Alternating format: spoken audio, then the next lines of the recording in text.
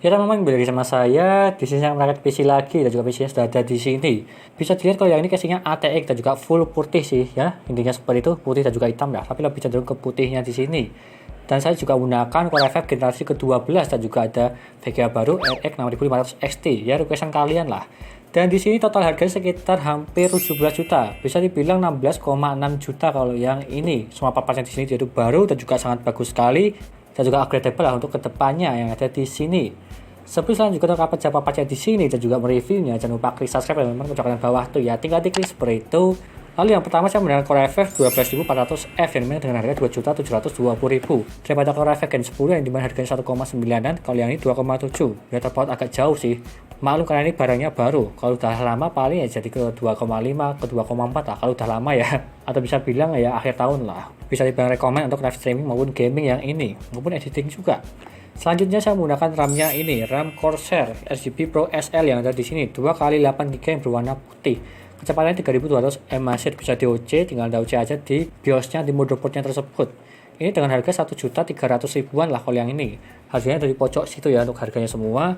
Ini juga bagus sih, dan juga garansinya lifetime dari DTG. Ini. Selanjutnya saya menggunakan ini motherboard-nya. Motherboard TUF Gaming B660 Plus UEFI D4 yang D4 tersebut adalah DDR4 atau bisa dibilang ini khusus DDR4 ya karena DDR5 tersebut harganya masih mahal untuk RAM-nya dan juga di sini dia itu yang ada UEFI-nya dan seperti ini motherboard-nya dia itu sangat besar sekali ATX bukan yang MATX dengan harga 3,6 juta yang ini TUF Gaming. Kalau yang biasa paling yang mereknya Asus harganya 2 jutaan sih tapi dari usernya dia itu pengen yang paling bagus jadinya ini TUF Gaming 3,6 juta. Selanjutnya saya menggunakan ini adalah VGA yang baru yang kemarin tuh rilis dengan harga 4,3 juta sih aku membelinya yang ini ya karena harga retailnya tersebut jadi tidak sampai segitu tapi karena emang harganya dinaikkan jadi saya mendapatkan dengan harga 4,3 juta kalau yang ini RX 6500 XT yang mereknya adalah Sapphire Dual Fan. Kalau yang ini sudah saya tes, ada bisa dirasakan di HP ini untuk reviewnya jika disandingkan dengan Core i5 Gen 12 tuh yang tadi itu dan seperti ini. Selanjutnya saya menggunakan ini SSD adalah WD Black. Ini adalah SN750 yang Gen 4 kalau nggak salah kalau yang ini ya. Kecepatannya tersebut 3200 untuk membacanya dan juga menulisnya 2000 dengan harga 820.000 kalau yang ini. Selanjutnya saya menggunakan hard disk juga 1 tera yang ada di dalam situ. 1 tera WD Blue dengan harga 600.000. Ya pada umumnya lah hard disk pada umumnya 1 tera. Yang baru dan juga ori garansi 1 tahun. Selanjutnya saya menggunakan ini CPU cooler ID Cooling Auraflow X240. Dia tuh water cooling yang berwarna putih. Kalau yang ini tipenya ada yang berwarna hitam maupun yang putih ya, tapi saya itu memilih yang warna putih yang dimana harganya tersebut 930.000. Kalau yang hitam harganya lebih murah sih 830.000, tapi saya memilih yang warna putih supaya lebih cocok untuk casingnya ini dan juga lebih ke full putihnya lah dan juga ada hitam di bagian tengahnya tapi ya nggak masalah seperti ini dan dia itu sangat dingin sekali sih. Anda bisa lihat aja nanti pada saat saya reviewnya ini dan juga di sini dia itu menggunakan 12 cm untuk fan-nya. Yang dimana ada dua ya, jadinya 240 mm di bagian depan tersebut. Dan selanjutnya saya menggunakan power supply ini Aerocool Keychase Plus Gold 650 watt 80 plus Gold. Dan saya juga merekomendasikan ini dengan harga 1 juta lebih sedikit lah kalau yang ini yang dimana 80 plus Gold, jadinya dia tuh aman untuk affordable ke depannya. Meskipun di sini ada RGB-nya tidak kelihatan di bagian samping maupun di bagian atasnya ya, karena fan-nya tersebut di bagian bawahnya. Jadi ya wajar tidak kelihatan dari segi RGB-nya, tapi ya nggak masalah sih. Dan juga di bagian samping sini kelihatan sih, dia tuh ada plus Gold 650 watt seperti ada di samping ini. Selanjutnya saya menggunakan ini casingnya Cube Gaming Gramov. Kenapa saya memilih ini? Karena saya itu ingin memakai yang DLM21 tapi dia itu support MATX, jadi saya memilih ini aja yang hampir sama sih dengan DLM21. Tapi kalau menurutku sih lebih bagus yang ini ya dari segi casingnya, dia itu sangat besar sekali dan juga di bagian depan dia itu juga support radiator sampai ke 360 mm. Jadi ini rekomend sih kalau menurutku dari segi casingnya berwarna putih dan juga ada dua tipe sih, putih dan juga hitam. Tapi lebih menarik yang berwarna putih seperti yang ada di sini. Dan juga sudah free 3 fan di bagian depannya. Tetapi sudah saya ambil tapi tidak saya pakai sih untuk 3 free fan-nya yang RGB. Saya gantikan aja ke semuanya ini. Dan juga tambahan saya menggunakan ini adalah fan RGB di bagian atas 2, di bagian 1 belakang. Yang dimana dia itu sepaket. Yang mereknya adalah ID Cooling. ID Cooling XF12025 RGB Trio ya. Ya seperti inilah gambarnya seperti ada di sini.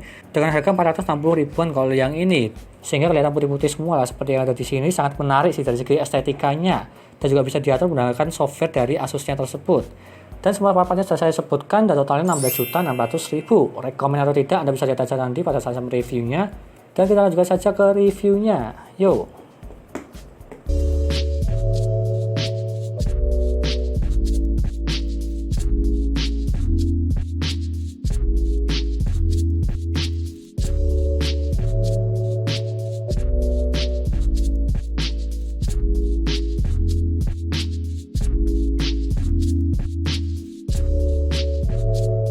Lalu yang pertama dari segi booting Windowsnya yang dimana menggunakan SSD WD Black SN750 SE. Dan kita tunggu aja seberapa cepat dia untuk booting Windowsnya.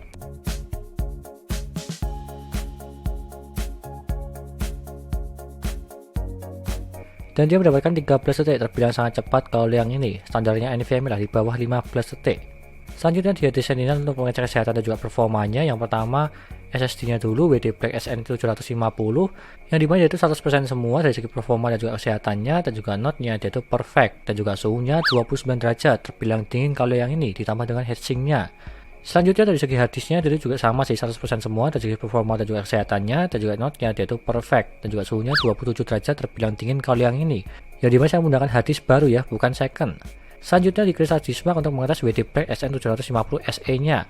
Untuk membacanya mendapatkan 3042 dan juga menulisnya 958. Jika kita bandingkan dari segi yang tertulis di dalam websitenya maupun dari segi boxnya, dia tuh up-to-nya 3600 per 2000. Dari segi membaca dia tuh terpaut 500-an lah, 500 lebih sedikit kalau yang ini. Dan juga menulisnya dia tuh terpaut 1000 lebih sedikit. Yang dimana agak jauh juga dari segi menulisnya. Jadinya aku juga kurang tahu sih sampai segitunya. Yang penting realnya seperti ini. Selanjutnya di HP monitor ya, dimana saya menggunakan AD Cooling Auraflow X Snow untuk mendinginkan Core i5 Gen 12. Untuk minimalnya mendapatkan 28 derajat, terbilang dingin banget kalau yang ini di bawah 30 lah, dan juga maksimalnya 57 derajat, terbilang dingin juga di bawah 60 derajat.